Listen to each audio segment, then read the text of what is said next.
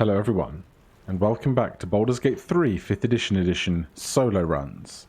Last time we managed to get off of the Illithid ship with our fighter Lurch, and with a bit of extra equipment we are now setting off down the beach to try and find some water for a long rest, and then to try and defeat Shadowheart, who will be opposing us on our journey forward.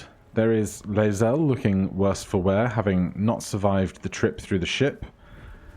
We might have been a little bit responsible for that, but that is not our concern.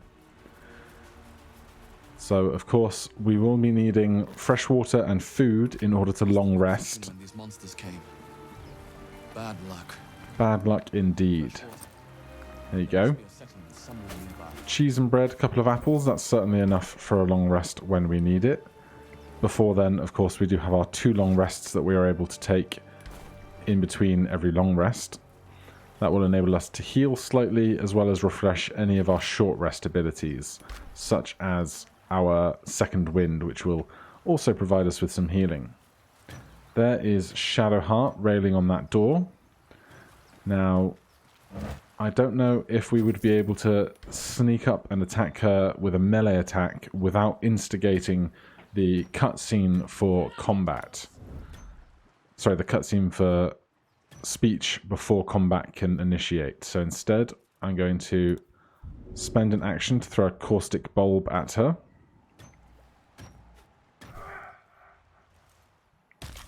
And that's going to instigate the fight. We are faster off the draw, and she's already missing 9 of her 10 hit points, as well as being surprised and already in the caustic brine. And that 20 will very efficiently finish that off. So what Shadowheart did have that I'm very interested in is that shield. The brine is still here on the ground, so what I'm going to do is go to turn-based mode. That way, to walk in and out of this space, we'll hopefully only be damaged by the brine once in a 6-second turn. We'll use our action to take everything from her, move outside of that brine, and then we can leave turn-based mode and see what we got in our spoils.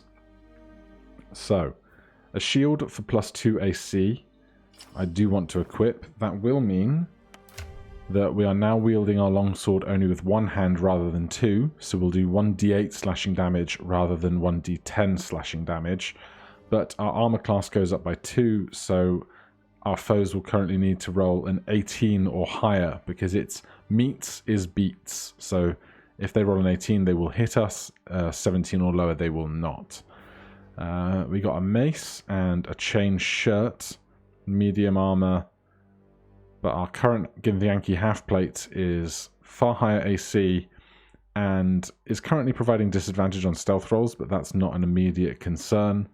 A scroll of detect thoughts that we are not able to cast, and then some other artifacts and boots. So with that very efficiently out of the way, we have the decision of trying to go through the ancient door or moving around the other side of this area where we will have a couple more fights.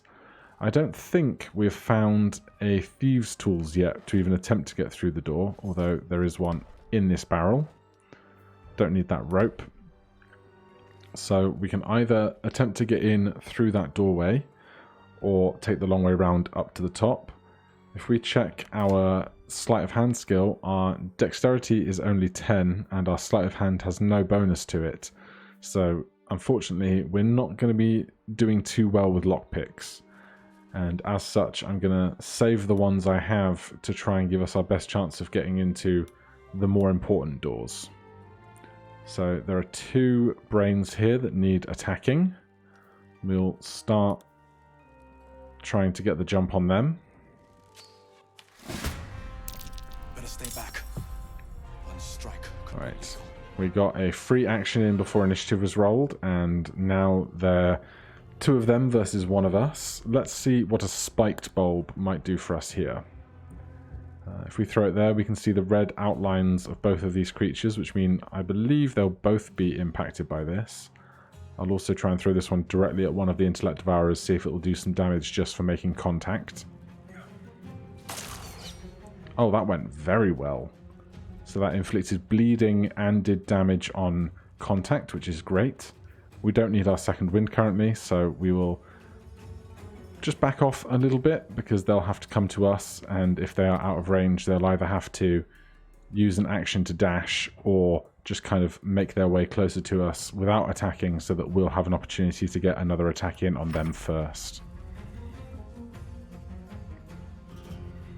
Taking damage from the bleeding. The bleeding seems to have resolved, and so now it is just them versus us. However, with an 80% attack to do 2 damage, we should have a fairly high chance of killing this. And again, we can just backtrack a bit, about 30 feet. They can move towards us, but because they don't have a ranged attack, they are unable to take any aggressive action against us. And let's just try and park ourselves as far back here as we can. We did step through our own caustic brine, which is a bit embarrassing. But they are not going to get to us. We're able to skirt around the caustic brine that time and end with a melee attack for that sweet XP. So we are down 4 hit points. Might be worth thinking about just healing that up, because a single crit at this point can destroy us, which is a very fine line to be tightrope walking on. Some of these folks are going to have some extra equipment for us, and as ever, the search for water is currently very important. Later on, we'll find barrels and barrels of the stuff, and long resting will be far easier, but in these early stages, this is where it's really precarious. There is a second water for us, so we have enough stuff to long rest if we really need to. But for right now, I'm going to use my second wind to try and heal those 4 hit points. Excellent, back to full health. And then let's see what's through here. Let's get ourselves some high ground against whatever foe is hiding around here. There is another intellect devourer up there. What I would really like is a longbow, because that's really going to give us a lot more damage in our ranged attacks, because our dexterity being so poor, our ranged attack rolls are not great. But still, we've succeeded on that attack. And on that one too. This is going quite swimmingly. Now, let's gather what we can from this nobleman and the chest up top. And then last time we moved up here to the right and found Gale, where we were immediately destroyed by magic missiles as a warlock. So it might be in our interest to consider getting some more hit points before we try and instigate that fight with Gale. Of course, I think we could just have a conversation with them and say, hey, I'm not interested in traveling with you, and then be done with it, rather than the alternative of definitely instigating a fight every time. But I don't think we need to leave any survivors. So down here at the coast, there aren't any threats, and I believe Astarion and the Boar are just up around the way. Some more thieves' tools, and then our first locked trunk just over there. I can't recall what's in it, but we'll see if we are able to lockpick this. We are not fast at this task, and we have failed, so that remains locked. If we try and destroy the crate, whatever was inside of it has now been destroyed as well, is not able to be picked up and collected. Nothing down there at the beach apart from a bunch of flowers. I'm not going to obsessively collect the flowers and plants this time round. I did that in my last campaign, and I don't think any of them came in of any use yet, so we'll skip by that for now. Can't see anything of threat or danger over here. However, I do know that down the way under this bank is a secret to be found if we are perceptive enough to see it. If we are not, then we will never know what could have been. This rock here. Deep grooves in the mud around that rock. A successful nature check. A 12 minus 1 for an 11, probably a DC 10. But because we are so strong as a fighter, we can just lift that rock and take the spoils underneath.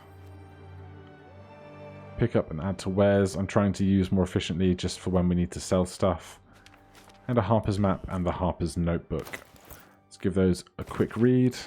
There's a cache somewhere. And a tattered collection with a harp and seal.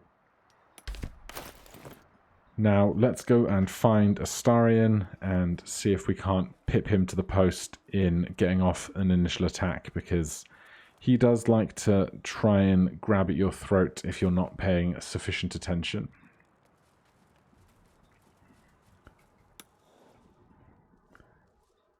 Where is he? There he is. He's shouting at us to try and get our attention. But we are going to act before he even gets a chance to respond. And that's going to be a fight. Astarion is surprised, so we're going to get a couple of extra actions here. Are they within melee range? They are not, so we'll keep up with the ranged attacks. He's a nimble one, that Astarion. Right. That is a great big pile of grease, which means that we might slip and fall, which would be a bad time. So I'm actually just going to jump out of that and then continue to attack at range. And move away slightly uphill, give them a harder time attacking us. There's even more grease. And he spent his bonus action healing himself. I think that is all of the grease that he has. So I'm going to, once again, jump to here so that I don't fall prone. And what other things might we have that we can use in this fight?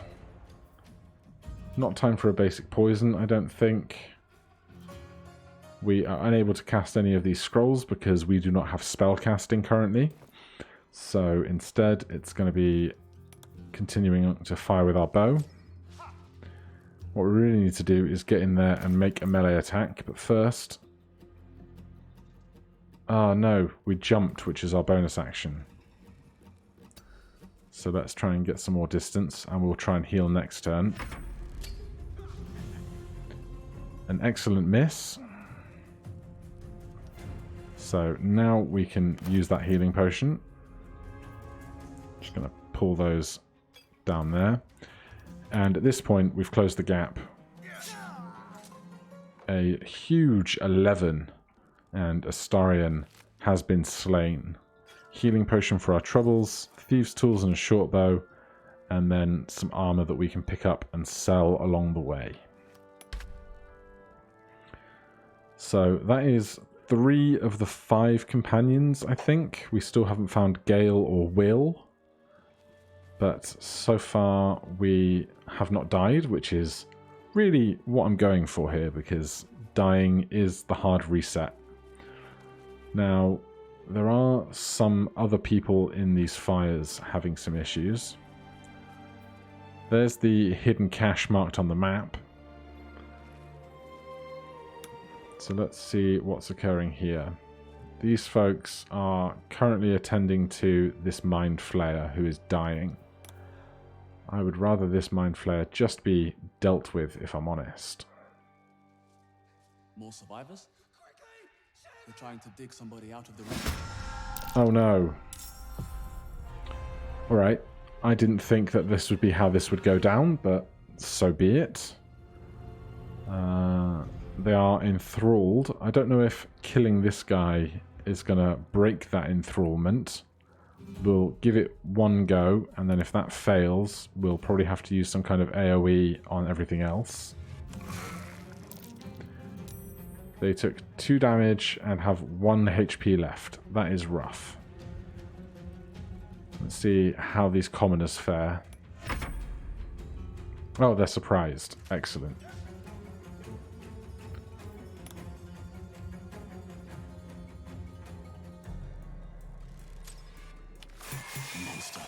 Right. Death is too good for it. We broke the thrall and they have run off, which is excellent. We'll loot this thing for all it's worth. Another spiked bulb is great to have. We're going to need all of those, the things like alchemists, fire, poisons, all of these tools that are going to enable us to fight a little bit more efficiently as a solo agent. Now I'm curious, up the way here somewhere around is where Lae'zel is traditionally held captive after the introduction sequence. However, we of course know that she has already been slain and is lying dead on the beach. So I wonder if the two tieflings that would normally be there otherwise might be looking to try and take us prisoner. Alright, let's just gently creep up over here. We'll avoid the Gale encounter for now. How close are we to that second level?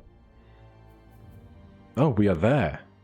Let's take that extra max HP, and we of course get Action Surge. Push yourself beyond your limits and gain 1 additional action. So that can be attacking twice, shoving and attacking.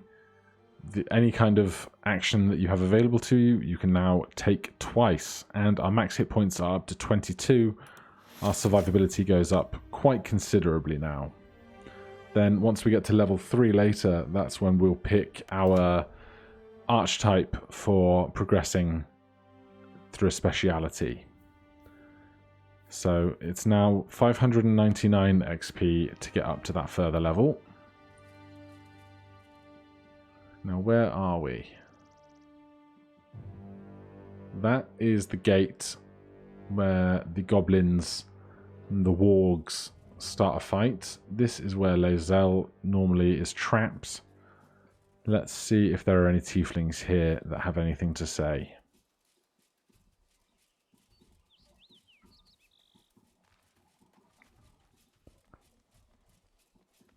It would appear not. It's just a completely abandoned location. There's the free short bow on the ground that you can find if you are without one to get Lae'zel down if you have no other method to do so. And then across the way here, there is the abandoned church where there is a party of 4 hanging out in this area here. Now, if we instigate combat with them, we are going to be in a very bad way, I think. And so the other option for resolving that encounter is to sneak around the back of that encounter, get into the temple through one of the other entrances and exits, and then once we've done that, we will be able to scare them off by leaving the temple through the top doorways and pretending like we are an undead that has risen from within. So let's gently work our way along this backside here, trying to avoid all of the twisting vines, because what we don't want to do is draw any extra attention to ourselves. We are trying to avoid this party of 4 here. There may also be an opportunity, if we can cut this rope, I think these two would be having a very bad time, and as such we might be able to get the jump on this encounter if we did want to do it through fighting. Then there's, I believe, a mage or a wizard somewhere on the right hand side, and there's somebody else stood up on this crate. But if we could take out these two, that would be certainly a far more efficient fight, being 1v2 rather than 1v4. There's the wizard, and then presumably the other one is not loading in up the top there. So I'm gonna call this a session here, and next time join me to see whether we take this right hand side route, go through this trapdoor and work our way backwards through the temple, or whether we think we can take these guys in a fight by using the environment around us. Well, thank you ever so much for watching. If you have any suggestions of race and class types that you might like to see used in another solo run should this one end, please do let me know down there in the comments below. please consider liking and subscribing. There's going to be more Baldur's Gate 3 content as well as Solasta content coming up, as well as anything else that I fancy playing or making. Otherwise, have a great day. Thank you ever so much for watching. I'll see you in the next one. Cheers.